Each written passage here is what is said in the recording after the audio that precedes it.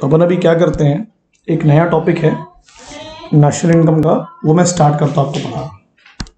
ठीक है, देखो इस टॉपिक का नाम है circular flow of national income. क्या बोला मैंने? Circular flow of national income. What does that mean?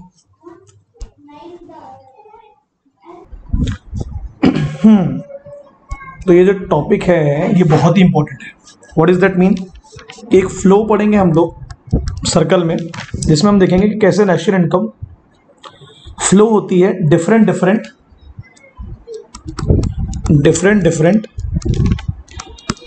Sectors के बीच, है ना? ठीक है, तो हम लोग यहाँ 3 सेक्टर मॉडल पढ़ेंगे, है ना? चालू करते हैं पढ़ना, जो हमको हमारे कोर्स में है। बेसिकली हम पहले उस पर फोकस आते हैं। सबसे पहला सेक्टर मॉडल है हाउस होल्ड, यानी कि मैं और आप, जिसको आप सोसाइटी भी कह सकते हैं। और दूसरा हो जाता है आपका बिजनेस। ठीक है, ये 2 सोसाइटी के बहुत इंटीग्रल सेक्टर्स हैं जिनके बिना सोसाइटी रन नहीं कर सकती। अब हाउस होल्ड बिजनेस को क्या प्रोवाइड करता है, पहले हम फ्लो पढ़ने की कोशिश करते हैं। हम 2 फ्लो पढ़ेंगे, एक होगा फैक्टर फ्लो,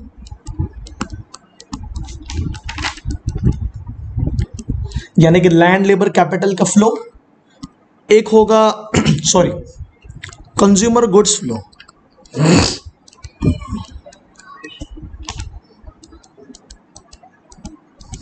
ठीक है, सबसे पहले क्या होगा, बिजनेस भी एक सोसाइटी का पार्ट ही है। उसको अब मान लो गुड्स को पैदा करना है, गुड्स एंड सर्विसेज प्रोड्यूस करनी है, तो उसे किन चीजों की जरूरत पड़ेगी? जल्दी बोलो। फैक्टर्स। वो फैक्टर्स उसे कौन प्रोवाइड करेगा? जल्दी बोलिए। हाउस होल्ड, सोसाइटी, हम और आप जैसे लोग, है ना? हमसे ही वो लैंड लेगा, हमसे ही हम ही उसके लेबर होंगे, हमारा ही तो पार्ट होता है। हमसे ही वो कैपिटल लेगा डायरेक्ट और इनडायरेक्ट तरीके से, और हम में से ही बहुत सारे लोग क्या होंगे? एंटरप्रेन्योर होंगे। एग्री? तो किस चीज का फ्लो हुआ ये? सर ये फ्लो हुआ फैक्टर मार्केट का।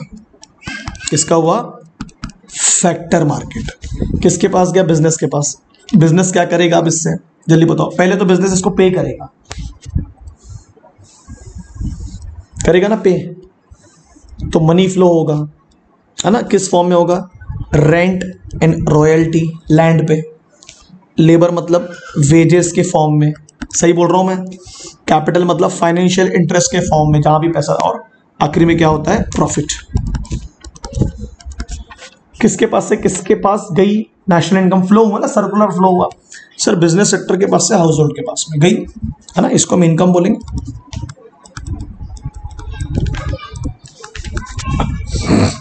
सही है बेटा?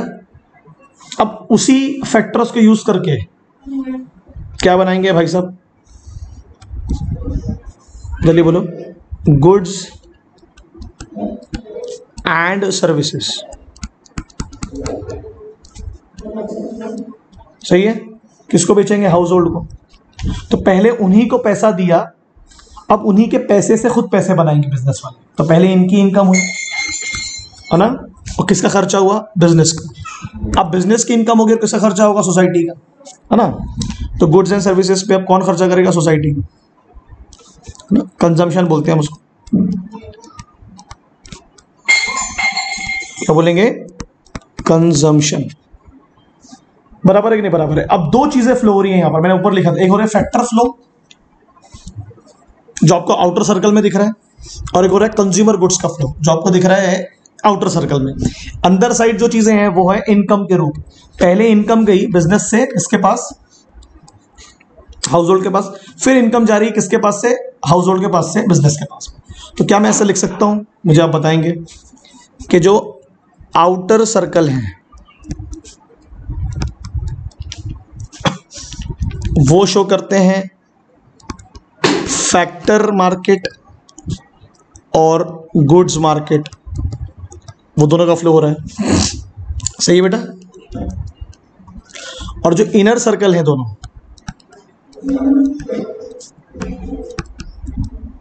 वो क्या शो कर रहा है, इनकम मार्केट। पहले आ रही है सोसाइटी के पास, फिर जा रही है बिजनेस के पास, सही बोल रहा हूं मैं। तो मैं पहले बोल सकता हूं ना कि पहले बिजनेस का एक्सपेंडिचर हुआ तो हुई हाउस होल्ड की इनकम, सही है।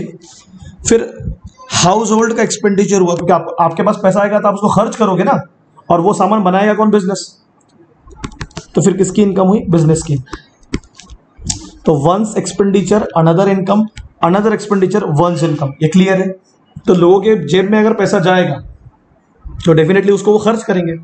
तो जेब में पैसा कब जाएगा, जब हम उनको यूज करेंगे काय में, प्रोडक्शन एक्टिविटी में। किस फॉर्म में, लैंड, लेबर, कैपिटल एंड आंतरिक ट्रेनिंग। समझ में आ रहा है, समझ में आ रहा है मैं क्या बोल रहा हूं। सो इसमें आप देखिए हाउस होल्ड आ गया, मतलब कौन हो गया, हाउस होल्ड क्या कर रहा है, गुड्स को खर्च कर रहा है। तो कंजम्पशन, दो प्रकार के खर्चे होते हैं, मैंने पढ़ाया था, ऑटोनॉमस और इंड्यूस्ड। अब खर्चे बढ़ेंगे तो पैसा आएगा किसके पास में, बिजनेस के पास में। बिजनेसमैन क्या करेगा, उसको इन्वेस्ट करेगा। पढ़ाए थे कि नहीं पढ़ाए थे अपन, सेविंग्स आती है तो इन्वेस्टमेंट होता है। दो प्रकार के इन्वेस्टमेंट होते हैं, याद है, रियल और फाइनेंशियल, रियल एसेट्स पर और फाइनेंशियल एसेट्स पर। ये टू सेक्टर मॉडल हो गया, मतलब दो लोग इकोनॉमी को रन कर रहे हैं, एक कंज्यूमर और दूसरा बिजनेस सेक्टर। सही हुआ। जब ये दोनों असफल हो जाते हैं, जब ये दोनों असफल हो जाते हैं, कैसे असफल होंगे, हो सकता है एक्सप्लॉयटेशन हो जाए, हो सकता है चीजें महंगी हो जाए, हो सकता है ना ये कंज्यूमर चीजों को ना खरीदे, तो मेरे बिजनेसमैन कैसे गए। फिर इन्वॉल्व होता है गवर्नमेंट जी। अब ये दो चीजें करते हैं, ये एक्सपेंडिचर खर्च करते हैं यानी इन्वेस्टमेंट होता है, या फिर ये खुद के लिए कंज्यूम करेंगे, खुद के लिए खरीदेंगे, सही है। जब इसमें भी कमी हो जाती है, हमें ऐसा लगता है कि ये तीनों मिलके भी इकोनॉमी को रन नहीं कर पा रहे, फिर हम जोड़ते हैं फॉरेन सेक्टर यानी X minus M, that is, जल्दी बोलो क्या होगा, एक्सपोर्ट माइनस इंपोर्ट। बाहर वाले से खरीदते हैं, बाहर वाले को बेचते हैं, तो जनरेट होगी कि नहीं। जो कमी है उसे खरीद लेते हैं, चाहे फैक्टर हो या कंज्यूमर गुड्स हो, और जो ज्यादा है उसे बेच डालते हैं। तो कितने सेक्टर मॉडल हो गया, पहले थे C+I मतलब कंज्यूमर एंड प्रोड्यूसर, तो कितना होता है 2 सेक्टर। फिर गवर्नमेंट भी आ गई कि उसको लगाकर इन दोनों को अकेले छोड़ देंगे तो ये तो एक दूसरे को एक्सप्लॉइट कर डालेंगे, खत्म कर डालेंगे। वो ऐसे ही होगा ना बेटा, तभी तो सरकार इन्वॉल्व होती है, प्राइस डिसाइड करती है, कौन से गुड्स पे क्या टैक्स लगेगा वो नहीं। फिर वो 3 सेक्टर मॉडल।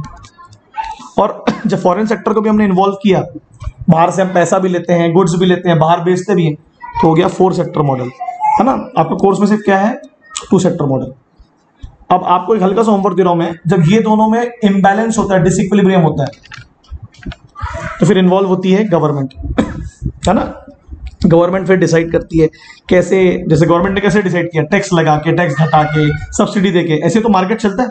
गवर्नमेंट ने RBI बना दी कि भाई दोनों के बीच में एक बैंकिंग संपर्क भी रखो, है ना। फिर दोनों में अगर इम्बैलेंस आ रहा है तो फॉरेन सेक्टर को जोड़ो, बाहर से सामान इंपोर्ट करो या बाहर बेचो, उससे पैसा आएगा। इस तरीके से ये 3 सेक्टर 4 सेक्टर मॉडल हमारे पास है कि नहीं है ना। समझ में आया मैंने क्या बोला आपको। तो सर्कुलर ऐसे ही फ्लो होगा, तो ऐसे जुड़ता जाएगा। अब हाउस होल्ड और बिजनेस है, उनके बीच में आ जाएगी गवर्नमेंट। गवर्नमेंट इन दोनों को जोड़ के रखेगी। जब गवर्नमेंट को लगेगा कि मुझ में भी कुछ इनसफिशियंसीज हैं, फिर वो ऐड करती है फॉरेन सेक्टर को। बाहर सामान बेचो, बाहर सामान खरीदो, बाहर से खरीदो, ये इन्वॉल्व होता है। हम इनसे भी डायरेक्ट इन्वॉल्व होते हैं, ये भी इनसे डायरेक्ट इन्वॉल्व होते हैं। तो बिजनेसमैन बाहर सामान बेचता है या बाहर से खरीदता है सामान बनाने के लिए, वैसे हाउस होल्ड भी, है ना, बाहर से सामान खरीदता है। सही है कि नहीं सही है, ओके। बस यही है, पूरा पढ़ना है अपने को 2 सेक्टर मॉडल है। तो 2 सेक्टर मॉडल तो फ्री मार्केट ही हुआ कि दोनों मिलकर कंज्यूमर और प्रोड्यूसर, हाउस होल्ड और बिजनेस सेक्टर चला रहे सोसाइटी को। और सरकार क्यों इन्वॉल्व होती है कि एक्सप्लॉयटेशन ना हो, inequal distribution of national income ना हो, क्योंकि अगर सब कुछ इन पे छोड़ देंगे तो फिर सिर्फ प्रॉफिट पे फोकस जाएगा, हो सकता है वेजेस और लैंड के लोगों के साथ नुकसान हो जाए। समझा आपको? तो कितने मार्केट पड़े आपने? 2 फैक्टर मार्केट और गुड्स मार्केट, है ना। छोटा सा टॉपिक है ना। आपको क्लियर हो रहा है मैं क्या बोल रहा हूं आपको? अभी हमारे बजट में क्या हुआ, सरकार को लगा सी को अगर अच्छे से फंक्शन करवाना है, मतलब लोगों का कंजम्पशन बढ़ाना है ना, तो इन्वेस्टमेंट कराने होंगे।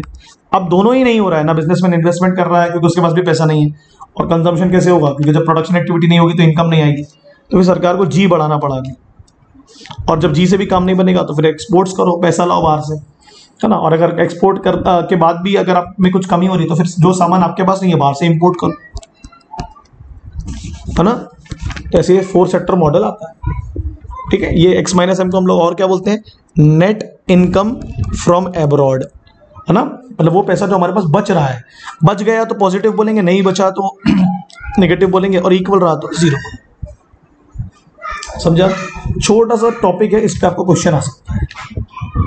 अब ये 2 सेक्टर वाली इकोनॉमी है क्या हमारे यहाँ? है ना सर। मैं और आप, ट्यूशन और स्टूडेंट और टीचर, कहाँ सरकार का इन्वॉल्वमेंट है, कहाँ फॉरेन सेक्टर का इन्वॉल्वमेंट? जब इकोनॉमी फंक्शन नहीं हो पाती 2 सेक्टर में, जहां लगता है एक्सप्लॉयटेशन ना हो जाए, डिसिप्लिन, वहां सरकार इन्वॉल्व होती है, वहां आरबीआई जैसी इंस्टीट्यूशन इन्वॉल्व होते हैं, नाबार्ड जैसे इंस्टीट्यूशन इन्वॉल्व होते हैं, सेबी जैसा इंस्टीट्यूशन इन्वॉल्व होता है, नहीं तो इम्बैलेंस हो जाएगा। बजट बनाए जाते हैं उसके लिए जानबूझ के, है ना। सही है।